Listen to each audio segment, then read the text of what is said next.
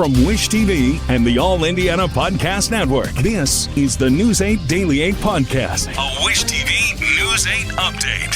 Hi, this is Hannah Mordeaux, and this is your News 8 Daily for Fast Friday, May 17th. It is starting out dreary, a little bit damp in some places too, and get your muggy meter ready. It's going to warm up today.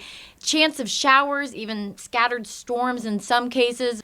Hoping there will still be enough dry time to get laps on the track today. Breaking news just south of here in Louisville. Police have arrested and booked Scottie Scheffler, the #1 golfer in the world, just more than an hour before he was supposed to tee off in round 2 of the PGA Championship. The PGA Championship is happening at the Valhalla Golf Club. Police just released the booking photo this morning and an explanation of the preliminary charges against him. They include second-degree assault on a police officer, which is a felony, along with 3 lesser charges. Police handcuffed the Masters champion this morning after police say he disregarded orders from an officer at the scene of a deadly crash not far from the course. It involved a shuttle bus and a pedestrian. Scheffler was not involved in the initial wreck. ESPN reporter Jeff Darlington was at the scene and shot video as officers walked Scheffler in cuffs. You can listen to it here. Guys. Dude, step back. Back up, or I'm back. I'm back.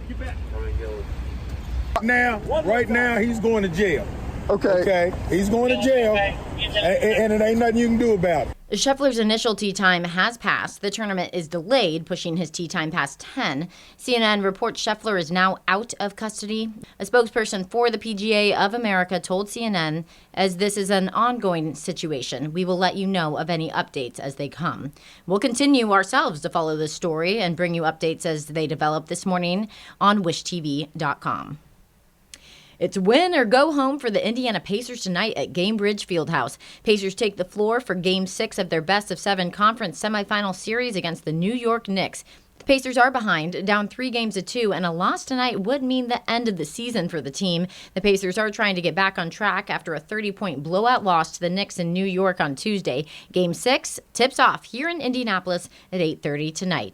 Iowa City to the Circle City of God, 6 foot from the University of Iowa, 22, Caitlin Clark. Caitlin Clark got a rousing welcome when she was introduced to a sold-out crowd at Gainbridge Fieldhouse, but not much else went the Indiana Fever's way in their home opener last night. Clark scored the Fever's first basket of the game, but she struggled for most of the night. Reigning WNBA MVP Breanna Stewart and the New York Liberty ran away with the game, winning 102-66. That drops the Fever to 0-2 in the young season. The loss last night shows that despite the hype, Clark and the Fever have a lot of work ahead of them. Our Andrew Chernoff was at Gainbridge Fieldhouse. He has a reaction from the Fever's head coach and the players this morning.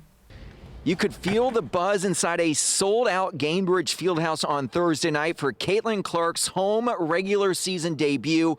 But it was not the storybook ending for the Indiana Fever as the New York Liberty took care of business, beating the Fever by 36 points. Caitlin Clark struggled, especially early. She did finish with 9 points on just 2 of 8 shooting. And after the game, her head coach, along with one of her teammates, had a message for Caitlin as she continues to adapt to the WNBA. It's a process, and she's going to be fine. She's figuring it out. She just needs to get a little bit of confidence right now. I think she's, taking some shots that she normally would knock down. But Najalani is one of the best defenders in the league. And she's just making it, they're making it really hard on her. We've got to do a better job of finding ways to get her some easier, more open looks. We trust her, and we want to keep figuring out how to work with her in the best way. And like I said, I think we can continue to help her get some space because teams are really hounding her full court, 94 feet. So we got to do some stuff as a unit to just flow better with that. So many eyes continuing to be on Caitlin Clark. Even after the game, the post-game press conference room filled with media members from across the area.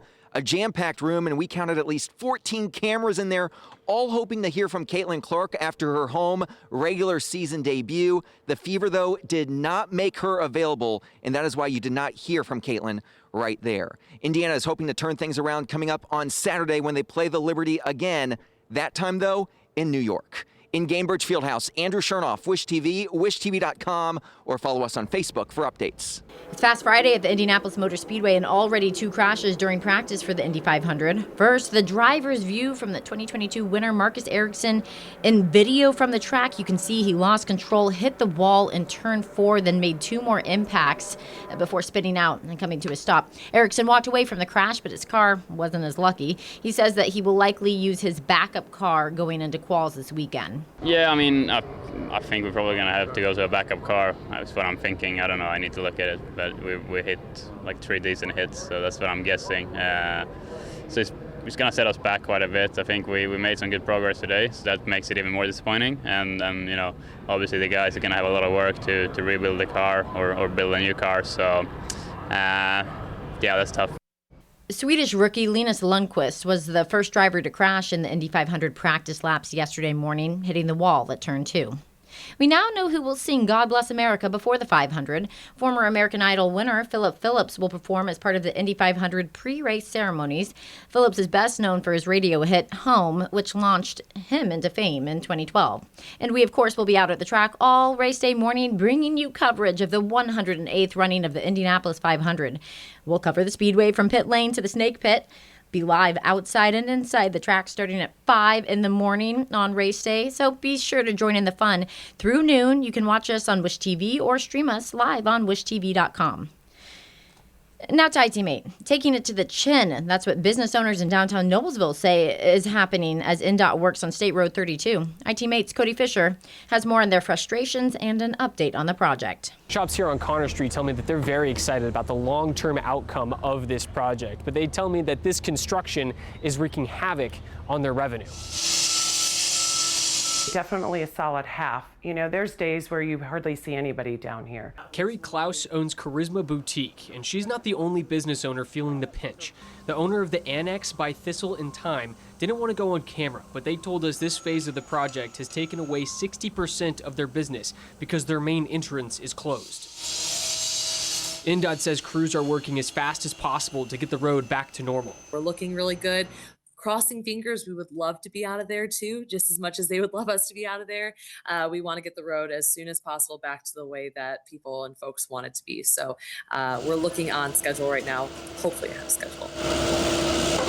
This is phase 2. Phase 3 of the project is from June to July, from 6th Street to 9th Street, followed by the 4th and final phase. That will last 30 to 45 days. This will be a nice little change up. So necessary but painful. Yeah. I mean, I can't change anything, so I guess this is just growing pains and for the better. Just kind of grin and bear it? Yeah. I mean, you can't get angry about it by any means. So in the outcome, it'll be great. The city of Noblesville is trying to ease the financial burden on businesses with hard hat resiliency grants. $33,500 will be split into increments of $1,000, $750, and $500 for businesses that qualify. It's generous that they're doing. It could be nothing. But this impact it's pretty big down here for us. More than what you could receive from the grant. Yes. The city of Noblesville tells me that they're going to be announcing the winners of the Hard Hat Resiliency Grants soon for all of the businesses who have been impacted by this construction. Reporting in Noblesville, Cody Fisher, iTeammate, Wish TV, wishtv.com, and follow us on Facebook for updates. New on Daybreak, U.S. airlines now have a new set of rules to follow when it comes to refunds for canceled flights. It's part of the FAA's reauthorization bill signed into law by the president yesterday. Under the new law, if you decline an airline's rebooking request, the airline must issue an automatic cash refund instead of a voucher for a future flight. The law also requires the FAA to hire and train as many air traffic controllers as possible. Republican Congresswoman Victoria Spartz was the only member of Indiana's delegation to vote against the new law when it passed the House on Wednesday. Spartz called it an abuse of power. Former President Donald Trump's criminal trial has adjourned for the week. Yesterday, 11 Republican House members and allies joined Trump in New York's courtroom to show their support. The former president faces 34 felony criminal charges of falsifying business records in connection to hush money payments made to an adult film star, Stormy Daniels. Prosecutors say Trump was trying to hide the alleged affair from voters before the 2016 election. The judge told attorneys to be prepared to wrap up their closing arguments on Tuesday.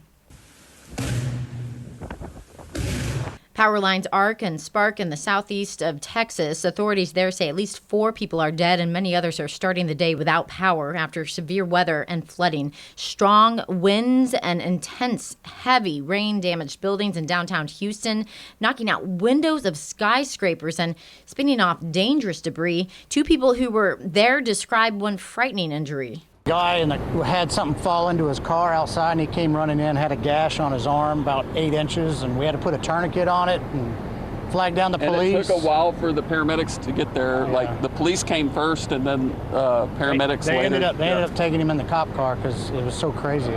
The problems with power lines have led to a massive outage. More than 900,000 homes and businesses lost electricity at the peak. Severe weather also hit Louisiana and Mississippi. The system's now hitting states farther east.